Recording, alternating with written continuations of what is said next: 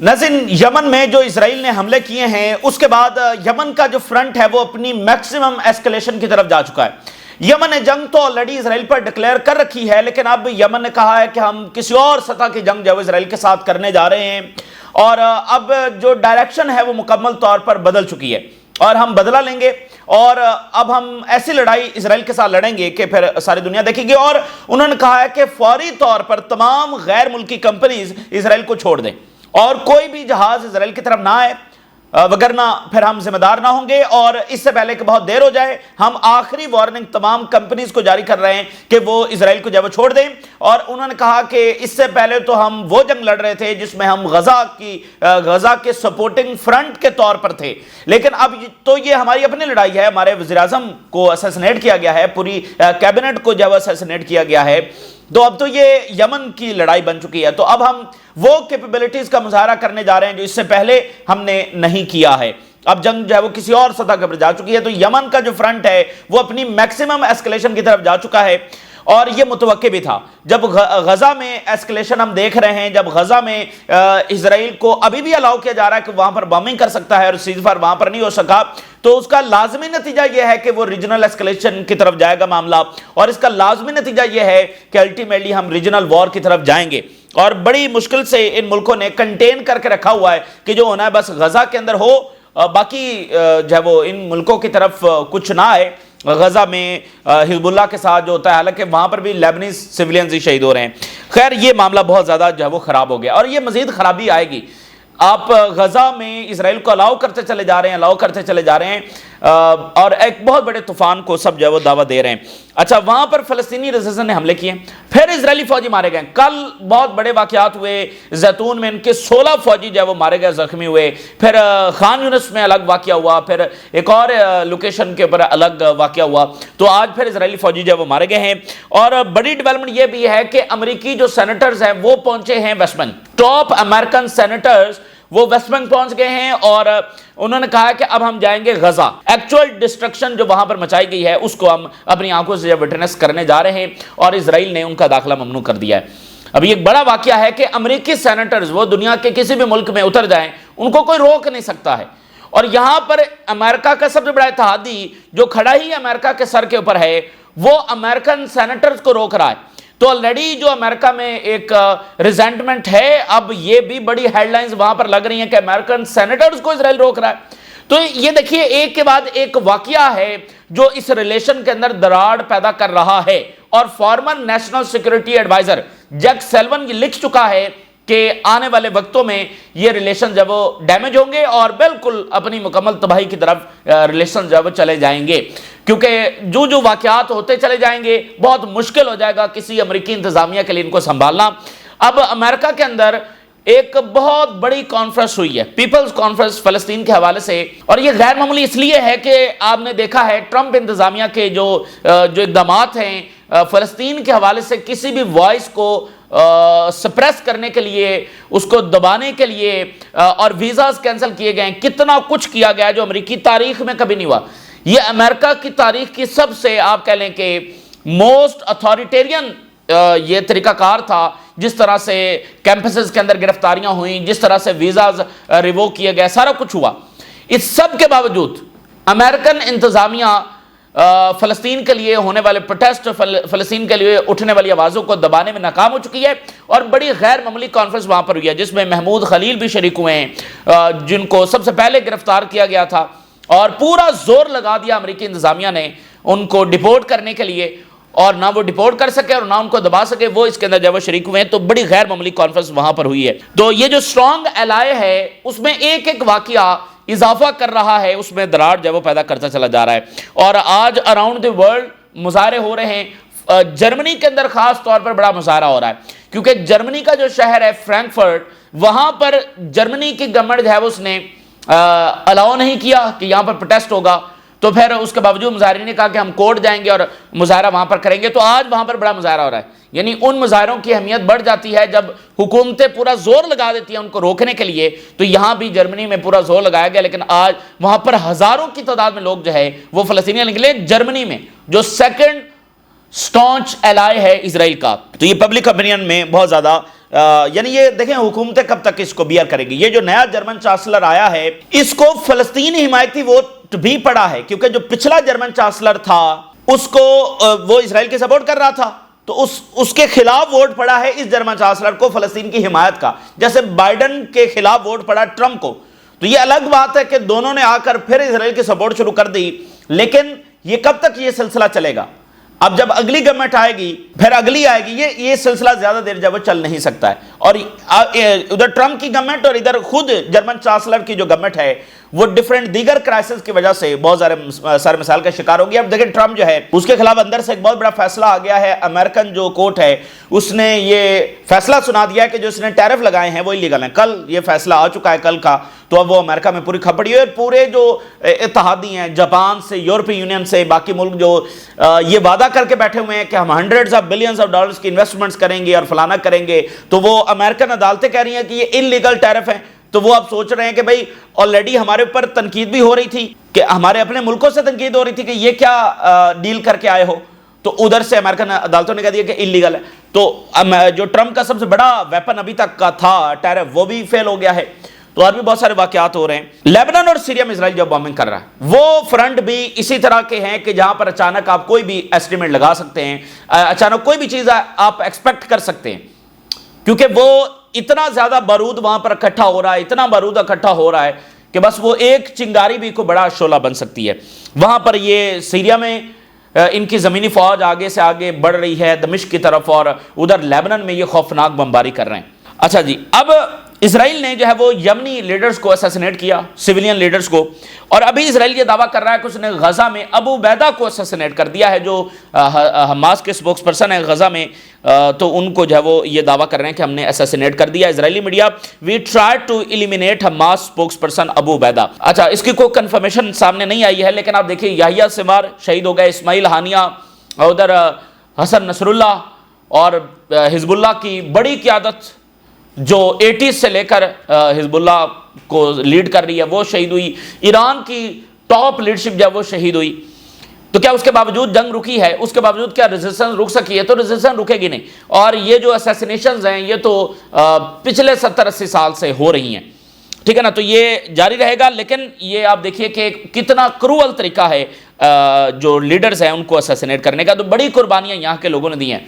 देखिए ना कितने बड़े बड़े लीडर शहीद हो गए। और फिर इस्माइल हानिया, याहिया सिमार, अलदैफ, इनकी पूरी पूरी फैमिलीज पहले शहीद हुई, फिर ये खुद जो है वो शहीद हुए।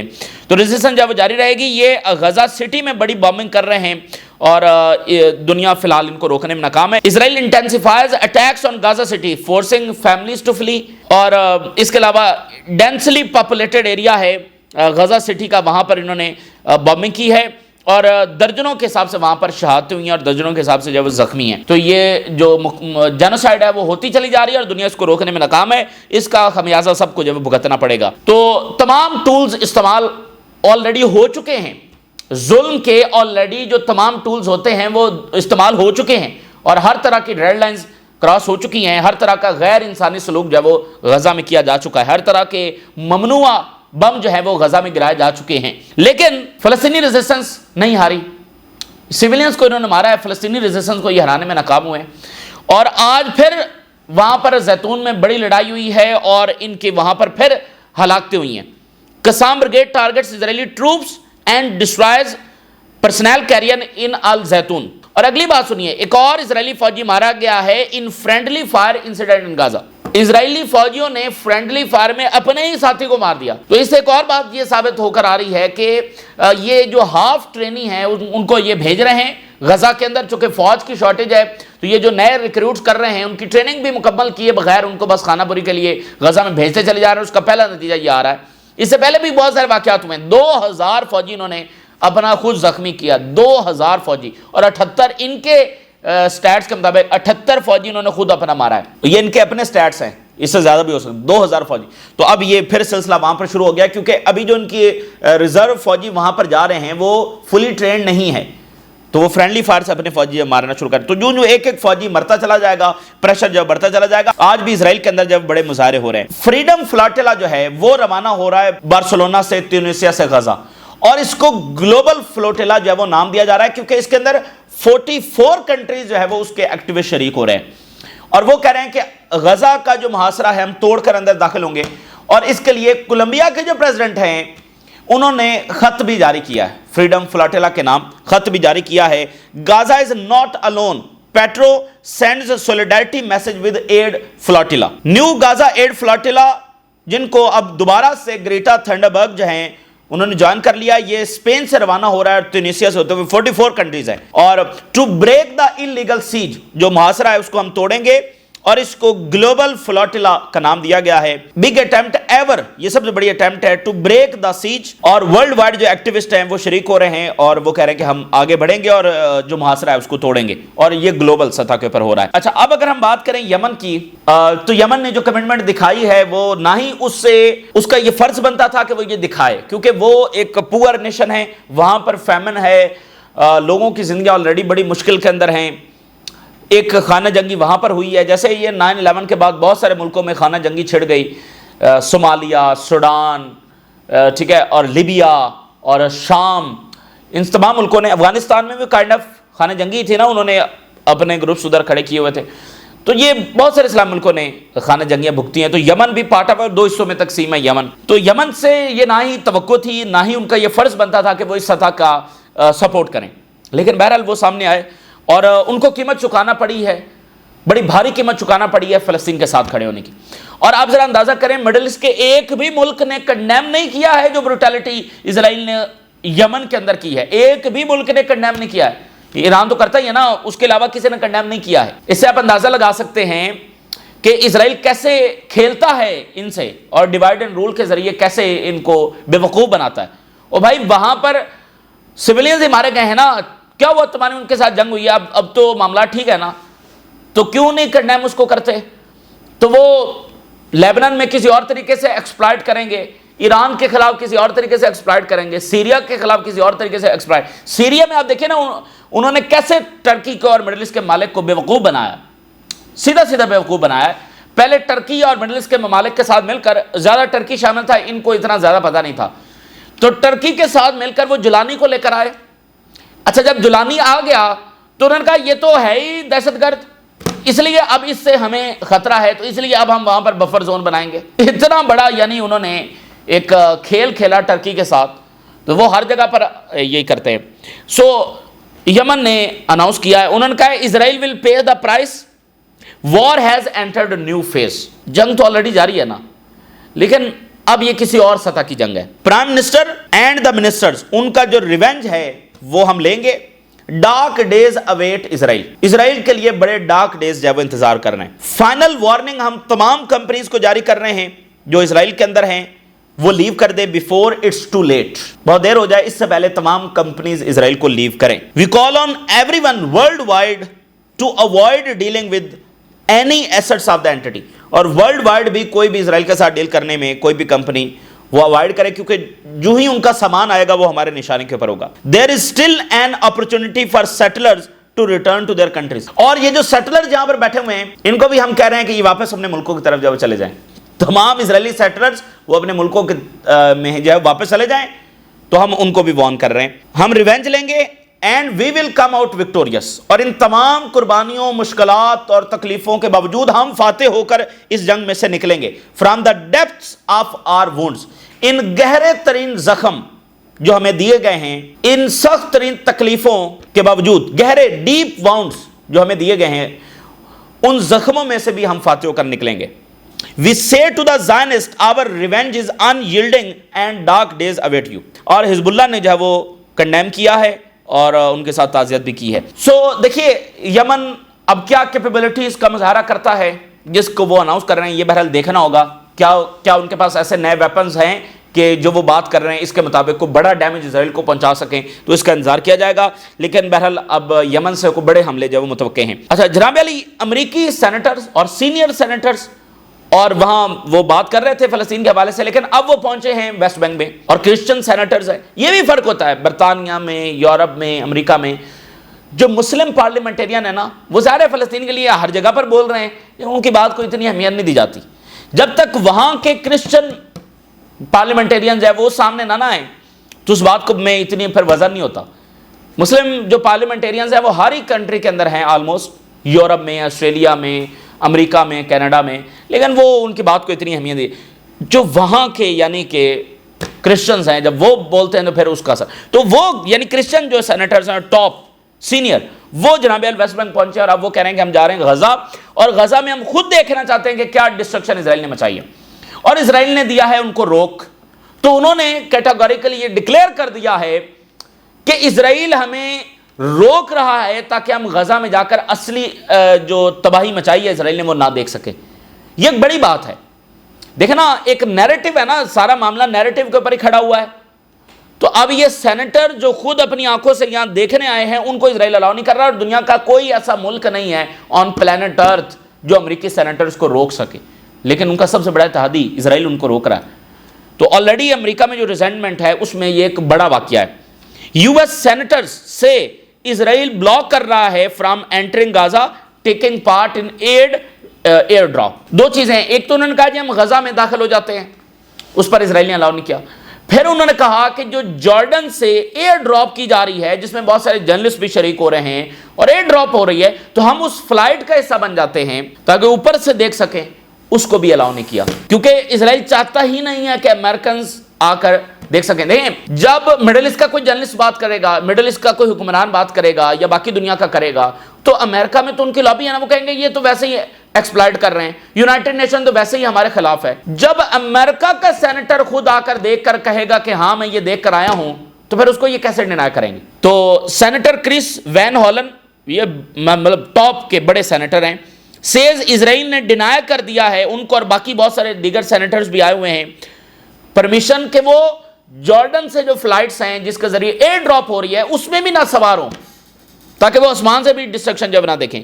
ایک ہے زمینی راستے سے بھی الاؤ نہیں کیا اور آسمان سے بھی فلائٹ کے ذریعے بھی، اور انہوں نے یہ کہا ہے کہ نتنیاہو جو ہے وہ ایئر ٹرکس کو روک رہا ہے اور یہ جان بوجھ کر یہ سٹارو کر رہا ہے لوگوں کو، جارڈن جو ہے وہ ہلکی پھلکی ایئر ڈراپ کر رہا ہے، اور I could join one of those flights to see the devastation، میں ان کو جوائن کرنا چاہتا ہوں، ان فلائٹس کو چاہتا تھا کہ میں جا کر دیکھوں، but Israel denied authorization for our scheduled flights، لیکن اسرائیل نے آتھورائزیشن سے انکار کیا، اور میں first hand destruction of Gaza دیکھنا چاہ رہا تھا لیکن اس نے جب آتھورائز نہیں کیا، الاؤ نہیں کیا، اور یہ ٹرکس کو وہاں پر روک رہا ہے۔ اب ظاہر ہے کہ وہ انہوں نے یہاں سے کہنا شروع کر دیا، وہ جو واپس امریکہ جائیں گے تو وہاں پر جو ہے وہ ان کے انٹرویوز ہوں گے۔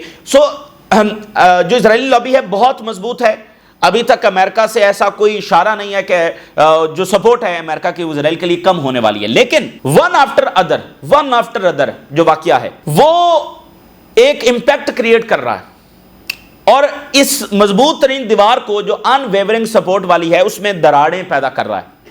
اب یہ سینیٹرز کا واقعہ ہو گیا، کوئی دوسرا واقعہ ہو گیا، پھر کوئی تیسرا واقعہ ہو گیا، وہ اس میں دراڑیں پیدا کر رہا ہے۔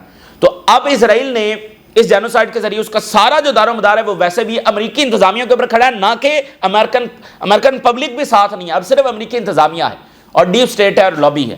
تو کتنی دیر یہ امریکی انتظامیہ جو برداشت کرے گی جب خود سینیٹر جب وہ یہ ہونا شروع ہو گئے۔ اور ایک اسرائیل کے ٹاپ جرنلسٹ ہیں، انہوں نے کیا خوب بات لکھی ہے، انہوں نے کہا ہے کہ نتنیاہو اور ٹرمپ کو ایک ہی انعام ملنا چاہیے، نوبل پیس پرائز کی بات ہو رہی ہے ٹرمپ کے لیے، تو انہوں نے کہا یہ اسرائیل کے جرنلسٹ اور بڑے زبردست ہیں، یہ ہیرڈز کے اندر لکھتے ہیں، تو انہوں نے کہا ہے کہ ٹرمپ کو ایک انعام ملنا چاہیے، دا جینوسائیڈ پرائز، اور انہوں نے کہا کہ ایک نان اسرائیلی بندہ، اگر ہم ایک تو اسرائیلی لیڈرشپ ہے نا جو اس سارے میں ذمہ دار ہے، اگر کسی ایک نان اسرائیلی کو ہم ذمہ دار ٹھہرائیں جو اسرائیل کا نہیں ہے لیکن کسی اور ملک کا ہے جو سب سے زیادہ ظلم کا ذمہ دار ہے تو وہ ٹرمپ ہے، یہ وہ لکھ رہے ہیں۔